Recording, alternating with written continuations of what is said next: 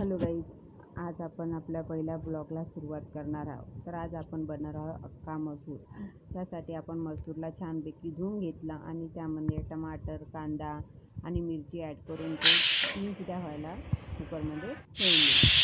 आता इथे आपल्या शिट्या होत आहे तोपर्यंत आपण एका पातेल्यामध्ये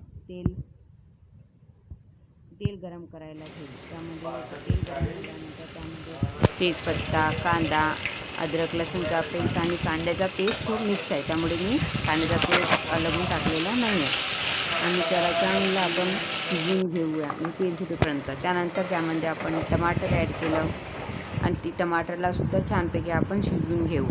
नंतर त्यामध्ये आपले मसाले ॲड केले, जसं की हळद, धनिया पावडर, गरम मसाला, लाल तिखट.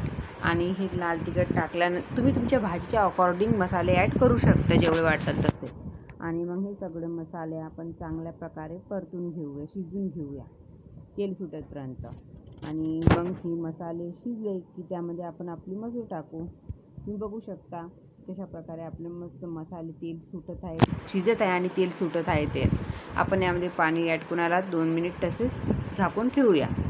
त्यानंतर तोपर्यंत आपण आपले डाळ शिजली की नाही शिजली मसूर ते बघूया. तर तुम्ही बघू शकता मसूर किती छानपैकी आपली शिजलेले आहे. तर आता ते शिजले किंवा नाही आपण थोडेसे दाबून चेक करूया.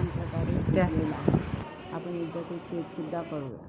तर शिजलेला आणि आपला इकडे मसालासुद्धा रेडी आहे, त्यानेसुद्धा छानपैकी तेल सोडलेलं आहे. मग आता त्यामध्ये आपण आपली जो मसूर पकलेला होता तो ॲड करूया.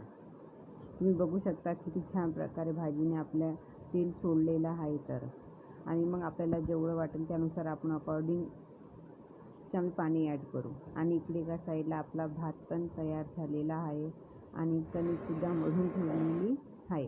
आपली भाजी आता तयार झाली, त्यामध्ये आपण कोथिंबीर ॲड करूया.